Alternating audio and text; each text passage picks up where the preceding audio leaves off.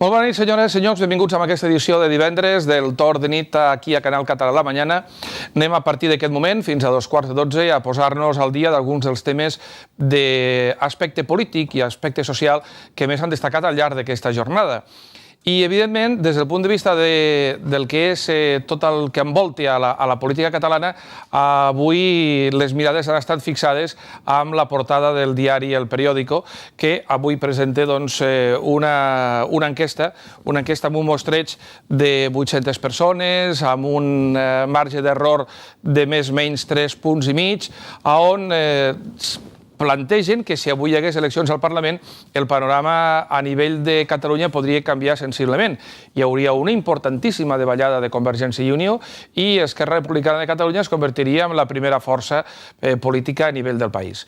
Evidentment, a partir d'aquí hi ha una sèrie de preguntes que comentarem dintre del que és la nostra taula de debat al marge d'alguns altres dels temes destacats d'aquesta jornada, com pot ser, i acostuma a ser cada divendres, coincideix les declaracions, la roda de premsa del Consell de Ministres amb aquesta mena d'epístola digital de Josep Antoni Duran i Lleida, que acostumen a publicar cadascú divendres les seves conclusions. Pel que fa al Consell de Ministres, o pel que fa a aquesta jornada de divendres, avui s'ha visualitzat aquest canvi, i ha esperat, per una altra banda, al capdavant del Tribunal Constitucional. S'han canviat les majories que podien ser determinadament progressistes s'han convertit en unes majories clarament conservadores, i és que a un tribunal se li pot demanar aquesta ideologia. Això ho comentàvem també a la taula de debat. I per una altra banda, el Josep Antoni Duran i Lleida avui ha fet aquest manifest on diu que ha negat que Catalunya pugui ser independent d'un dia per l'altre i ha demanat no enganyar ni crear emmirallaments en aquest sentit. Diu que hi ha molta gent il·lusionada que s'ha cregut que d'un dia per l'altre Catalunya serà un estat independent, i això no és així, agradi o no, si estigui d'acord o no. Ho comentarem avui amb Andreu Vázquez, que és membre, a més, del Comitè Local d'Unió Democràtica de Catalunya. Ens acompanyarà la directora del Centre de Normalització Lingüística, Paquita Sant Vicent. Estarà amb nosaltres Miquel Àngel Balau, que és membre del Comitè Executiu del Partit Popular Català, i Rosa Palau, secretària general de la UGT de les Terres de Lleida, fins al proper divendres. Ahir vam estar parlant amb ella amb aquest primer tram del programa. Un primer tram del programa amb el que avui ens acompanya Josep Vendrell, que és el secretari general d'Iniciativa per Catalunya Verds. Senyor Vendrell, bona nit. Que suposo que, com molts polítics i la resta de la ciutadania, avui s'haurà llevat amb aquestes dades, com deia, d'aquesta enquesta, d'aquest sondeig a 800 persones que manifesta que alguna cosa s'està moient a nivell de Catalunya. Se li pot donar més verosimilitud, se pot entrar dintre dels tòpics aquells de dir que l'autèntica enquesta és la de les urnes, però bé, alguna cosa s'està moient. Sí, efectivament. Per aquesta enquesta i per altres enquestes veiem que les coses estan començant a canviar. El país està en un procés de transició en tots els sentits, econòmic, social i polític, i l'enquesta, una enquesta, efectivament, és només això, és una enquesta, a més és una enquesta de 800 persones, seria la fotografia fixa d'un dia determinat, i d'aquí a una contesa electoral poden passar moltíssimes coses.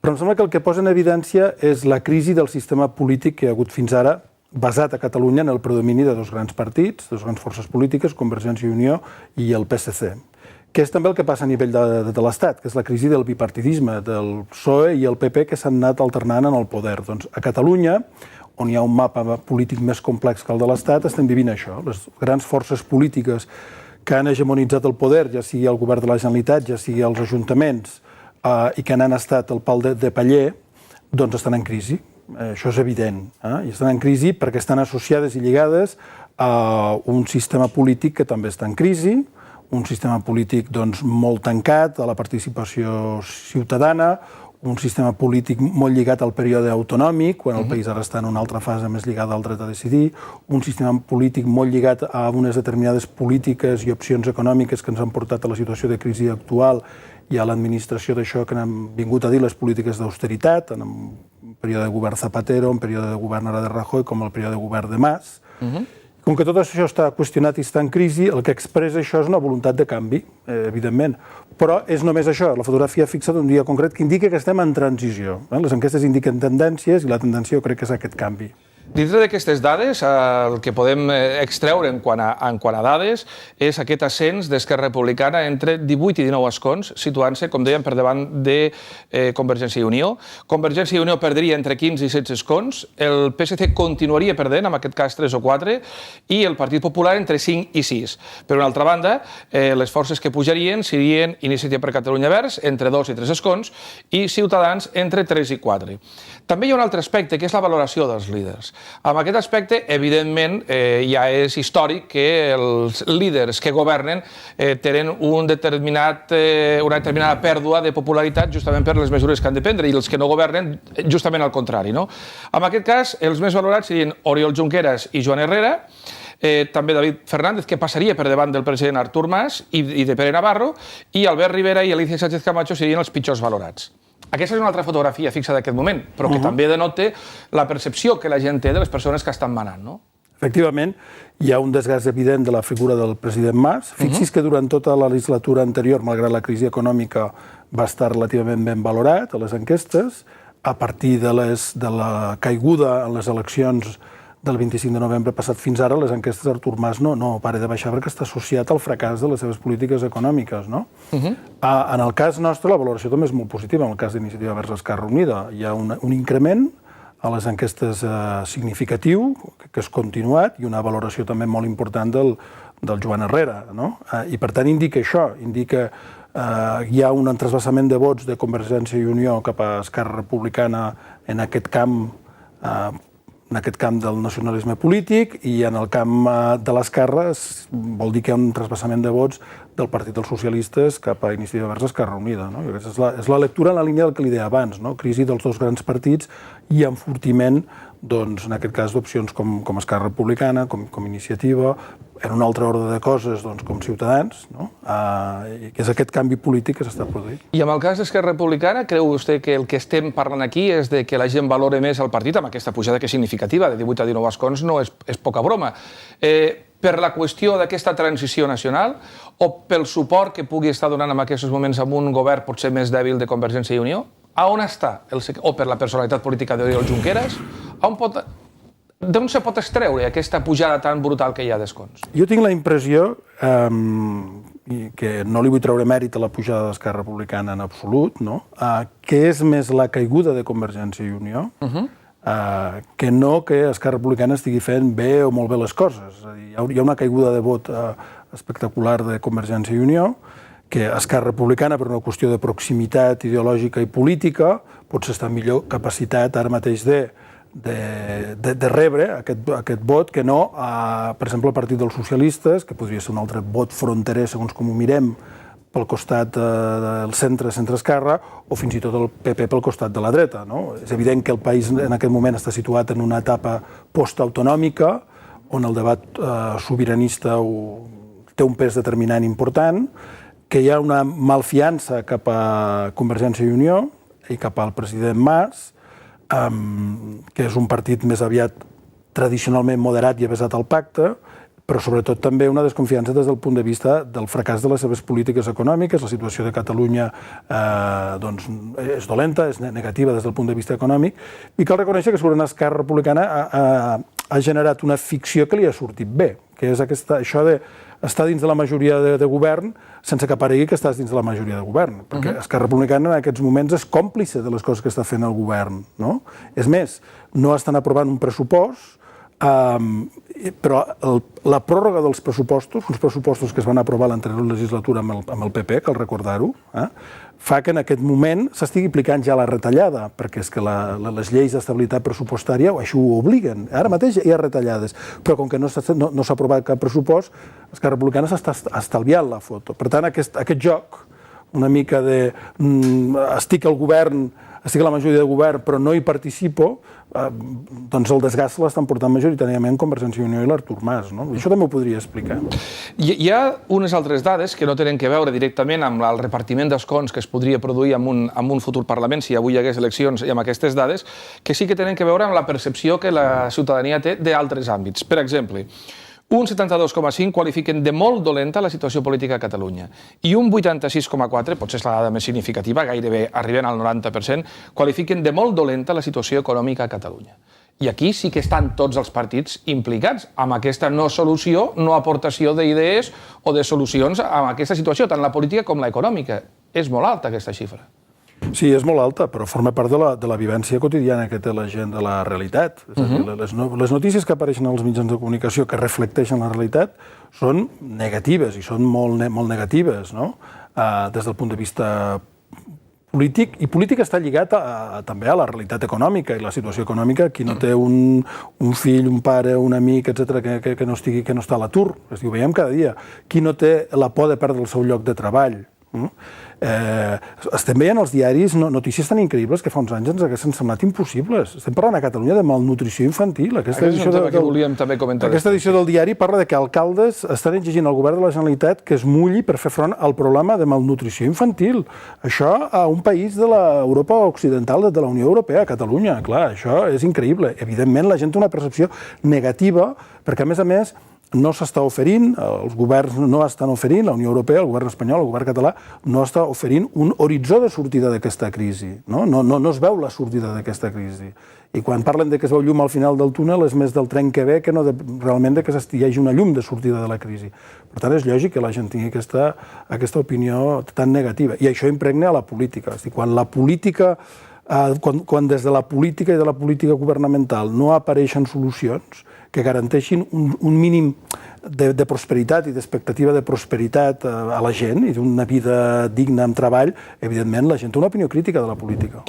Avui el nostre convidat, el Josep Vendrell, ha estat a Lleida per parlar d'aspectes vinculats al món de la sanitat, que també ens preocupa, i durant aquests dies estan sortint notícies de tota mena vinculats al món de la sanitat. La Generalitat preveu baixar les activitats als centres, evitar 4.000 ingressos durant aquest proper exercici i reduir 500.000 consultes externes. Això són dades que han sortit públiques avui. Però hi ha una dada que també és molt significativa, i aquesta sí que m'agradaria que el Josep Vendrell ens expliqués el com i el per què. Per què Catalunya té un pressupost de sanitat per individu o per persona més baix del que pugui tenir, per exemple, Extremadura? Estem parlant de 1.151 euros per habitant i any, que és més baix que el que té el País Basc, per exemple, o que té Extremadura. Per què? Com és? Jo crec que hi ha dos tipus de raons. Una raó, si vol, més general i estructural, i l'altra, que és una raó que té a veure amb les polítiques que s'han fet aquests darrers anys. Evidentment, hi ha una raó, que és la insuficiència del finançament de la Generalitat, del finançament autonòmic, i que és certa, i que a diferència del País Basc, que té concert econòmic, o a diferència d'Extremadura, que té un finançament superior, a Catalunya hem tingut estructuralment menys recursos per finançar les polítiques públiques. Però és que això no és d'ara, no és nou. Ja portem anys amb un infrafinançament de la sanitat catalana. A Catalunya, a més, la sanitat catalana ha perdut... ja ha tingut un 14% de retallada, uns 1.400-1.500 milions d'euros en els darrers 2 anys. I això també hi han incidit de forma significativa. Recordin que hem tingut un govern que ha presumit de fer retallades i que ha retallat en camps socials significatius i importants, com és el cas ara de la sanitat pública. I és cert també que a Catalunya hi ha un volum de sanitat privada que no existeix en altres indrets de l'Estat. De mútues, de clíniques i d'hospitals de caràcter privat, que històricament han estat a Catalunya, que no existeixen en altres comunitats de l'Estat i que aquest govern ha promogut i ha fomentat. Evidentment, l'increment de les llistes d'espera provoca un trasllat de l'atenció pública de gent que per atendre's de forma més ràpida, si s'ho pot pagar, acaben anant a mútues o a la sanitat privada. Tot plegat, problemes estructurals de finançament, però també opcions polítiques que s'han fet aquests anys, doncs fa que tinguem un finançament sanitari baix en relació a altres comunitats autònomes i ja no li dic en relació a la Unió Europea. I per tant, quan es diu, escolti, és que aquí en polítiques socials o en sanitat en aquest país vam estirar més el braç que la màniga, no és veritat. Aquí portem un nivell de retard, si ens comparem amb els països de la Unió Europea, amb un nivell de renda per càpita similar a la catalana, aquí en despesa sanitària estem molt per sota. Hi ha hagut un infrafinançament que es va corregir durant el període del govern d'esquerres i ara han tornat a tirar enrere amb les retallades d'aquests 2 anys. Però aquí, a més, surten dades com, per exemple, que determinats actes mèdics es concentraran en hospitals de referència. Això pot estar bé. Si hi ha especialitats que han estat millor tractades en determinats hospitals, doncs no hi haurà més remei. Jo recordo que fa uns anys, aquí a Lleida, quan hi havia determinades algunes malalties i tal, dius, t'has d'anar a operar a Barcelona? Doncs vinga, suposo que és tornar una mica al que havia passat, no? Però bé, suposo que això no deu ser el més greu. També s'incrementarà el control proactiu dels malalts crònics. Hi ha una determinada preocupació dels centres concertats. Aquí sí que és un tema que probablement posa amb alerta no només al personal dels centres públics, sinó d'aquelles clíniques que rebien fins ara un determinat finançament i trasbàs de malalts que ja en aquests moments un determinat neguit, no?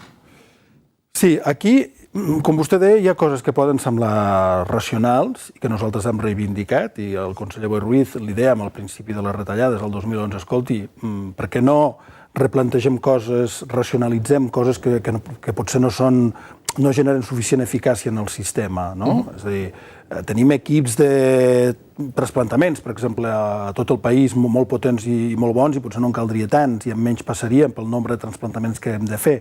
O determinades inversions amb un nivell de tecnologia molt elevada, evidentment, potser no cal que estiguin a tots els hospitals i poden estar concentrats en alguns hospitals. O la despesa farmacèutica, que durant uns anys va estar molt disparada a Catalunya, i en el conjunt d'Espanya. Som el segon, tercer país amb més despesa farmacèutica de tot el món. Per tant, hi havia marge per buscar eficiència i eficàcia. Què ens preocupa de la proposta que fa el conseller de Salut? Que es disfressin les retallades d'eficiència. I escolti, quan parlem d'eficiència, veiem, analitzem cas per cas què vol dir, que són aquests exemples que jo li he posat. O, per exemple, l'atenció dels malalts crònics. Si podem fer que els malalts crònics estiguin més temps a casa, ben cuidats, amb seguiment i atenció mèdica directa, doncs molt millor, si poden estar a casa ben atesos que no a l'hospital. Però amb molta cura, amb molta cura, perquè aquí igual estem disfressant retallades. Perquè també una de les coses que es diu és que potser no cal tant personal sanitari per atendre aquesta població amb aquestes noves fórmules. Nosaltres pensem que no, que tenim un rati de personal sanitari que tampoc no és dels més alts d'Europa. Han perdut 8.000 llocs de treball en la sanitat aquests darrers 2 anys. Són molts. Hi ha una situació avui he estat a l'Arnau de Vilanova, una situació de pressió i d'estrès i d'acumulació d'hores extres gran important per part dels treballadors. No podem perdre més personal en la sanitat. Per tant, el que reclamem és que s'analitzi cas per cas, que fem les coses amb racionalitat, que fem les coses dialogant i parlant amb la gent que hi entén, que són els metges, les infermeres, els professionals del sistema sanitari, i que no amaguem darrere el nom de l'eficiència retallades. Perquè si ara es tracta, com vostè deia, als hospitals concertats, de disminuir allò que se'n diu la compra d'activitat, els recursos per realitzar operacions, per exemple, ho reduïm, és la xifra que ara corre, un 4, un 5%, això implicarà retallades. Això implicarà, per exemple, fer menys operacions. I, per tant, un increment de la llista d'espera que afectarà a la qualitat de l'assistència. Per tant, aquesta és la nostra preocupació. Que en un terme tan bonic, alguna cosa sembla que ha pres el conseller Boi Ruiz, que és el màrqueting. Sembla que això n'ha pres una mica. Ara, en lloc de retallades, en direm eficiència. I parlem d'una altra paraula que de vegades s'amaga amb determinats eufemismes, que és el tema de la privatització. A la Comunitat de Madrid està, diguéssim, en peu de guerra el col·lectiu sanitari, perquè allí clarament s'està trasbassant a mútues. Sanitas és una de les que havia postulat per quedar-se amb la gestió de determinats hospitals. Això té una translació a Catalunya? Estarà passant, o passarà, o està passant ja? Aquí hi ha el risc que passi en tant que han aparegut informes de consultores importants com Pricewaterhouse, que després el conseller diu que això no ho ha encarregat ell i el Departament de Salut, però ho ha tingut damunt de la taula, que parlen de la privatització i de fer societats mercantils, etc., amb centres públics. Aquí és més subtil tot, és més subtil. Per exemple, amb el clínic es planteja ara un nou model de gestió on es separa el patrimoni, l'hospital i el deute de l'hospital. Amb això es vol fer un consorci on hi participarà la Generalitat, es separa de la gestió de l'hospital, que es vol donar, apareixia avui o ahir als mitjans de comunicació, que es vol donar als metges i al personal sanitari a mecenes i a una societat civil que no sap ben bé qui és i que haurà d'aportar uns 15 milions per fer una fundació privada, teòricament sense ànim de lucre, que gestionarà l'hospital clínic. Miri, això el conseller ho negarà, però això és privatitzar.